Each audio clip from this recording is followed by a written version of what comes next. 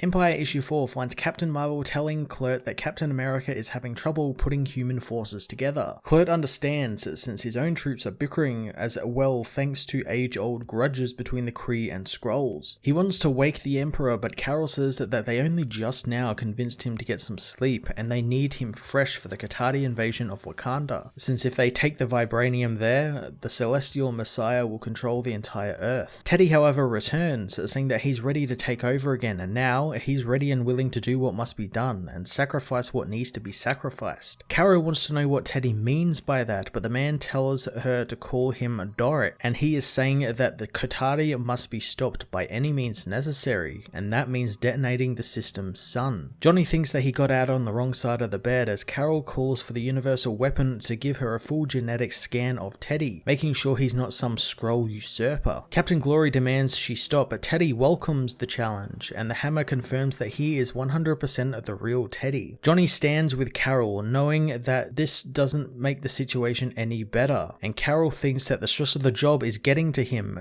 or he's been listening to the wrong people, since destroying Earth is not even an option, since billions would die. Captain Glory hits Carol, saying that they are thinking of the quintillion, since if the Qatari get out of Earth's system, then they could murder an entire galaxy, and they will because Captain Marvel is too weak. Johnny says that the Fantastic Four have dealt with bigger issues before, and they are all over this as Kl'rt attacks him, asking where was the Fantastic Four when Galactus attacked the Throne World. The Super Skrull siphons off his flame powers as he activates his hidden fifth power of irresistible hypnotism. Before he can hypnotize Johnny, however, Carol smashes Kl'rt away as Teddy tells Glory that they need to end this now, getting Mergen to use her magic. The Sorceress, however, knows that they are her allies, but the King demands she removes them. Using her magic, she teleports them away using the only spell she has, but Glory knows that that's not good enough and they should have been killed. And Carol also kept the universal weapon. Teddy doesn't care since after their final victory they can get it back from her corpse. He is curious where the magician sent them as Carol and Johnny end up in the apartment of Wiccan, who wonders if Hulklings sent them. Johnny decides to be truthful with him right off the bat and tell him that Teddy is planning on blowing up the sun. At Avengers Mountain, Reed gets a call from Johnny, filling him in on the situation, passing the news on to Tony, as well as for whatever reason, Hulkling gave his men permission to use a weapon to potentially blow up the sun if the Qatari get into Wakanda and take it over. Tony knows that they will use it either way, and Reed knows that's true since blowing up the Earth could help certain Kree Skrull factions, hence why he left Carol and Johnny aboard, since Carol knows the most about interstellar politics and maybe they can shut things down with their words. Tony knows that at least he will have some time to counter the attack, as Reed wonders if he really should be building yet another armor at a time like this. Tony becomes angered, saying that he told Thor to go out on his own quest and come at the problem his way, and him building armors is how he deals with problems his way, so he needs to just be allowed to think. In Wakanda, Black Panther battles the Qatari horde with the Star Sword and his men, telling them to hold the line against the plants, as nearby, Sequoia complains that they should have won the battle by now, but Swordsman reminds him that T'Challa is a master strategist and he will have plans even they cannot see yet. Swordsman meant that literally, since he has the Invisible Woman, who alongside She-Hulk, Thing and Mantis soon appear. Mantis says that she doesn't want to fight her son, only intending on talking with him. Swordsman readies for battle, but Sequoia tells him to stand down, wanting to hear out what his mother has to say, since she is here in person wanting to appeal to his human nature and give yet another hypocritical speech about the greater good. Mantis knows she didn't always do what was best for him, but her wrongs don't justify his, and he chose genocide and he will need to carry that choice with him for the rest of his life. The boy is fine with that since it brings peace, and animals like her and the humans are incapable of peace. Mantis knows that that's not true since the Kree betrayed the Skrulls as they betrayed the Qatari, yet both races united together and ended their hate, so why must he hang on to his? Sequoia knows that it's all false peace and they were so apologetic in the Krell system where they destroyed the sun to stop the Qatari, and he knows they will do it again and probably are as they speak. Sue says that they haven't done anything just yet, but She-Hulk says that that's a lie since the Kree Skrull Alliance have deployed the Pyre to kill the sun and the Qatari should press the attack immediately. Ben can't believe what Jennifer is saying, asking whose side she's on, but she calls him stupid, intending on showing them as she blasts the heroes with a gamma blast. Sue Sue manages to shield herself and Mantis as She-Hulk confronts Ben, vomiting up plants and saying that she was betraying her friends because she was green. Ben is confused, so the Katati She-Hulk says that when they take over humans, they fill their vacant shells with the Katati essence, which turns the human skin green thanks to the chlorophyll, and luckily the Avengers sent them a green-skinned human, meaning she was easier to infiltrate since everyone trusted her. Ben is shocked to learn that Jennifer is gone as the Katati She-Hulk continues to mutate, saying Ben can see Jen again when he's dead. Swordsman says that their plan couldn't have gone better since now they have all of the world's most powerful players at their mercy, but Sequoia knows that that includes his mother. Swordsman says that he too had feelings for her when he copied over into his Katati body, but he soon let go of them since they made him weak and they're making the Celestial Messiah weak. Sequoia is telepathically contacted by his mother, who says that it's not too late for him to change.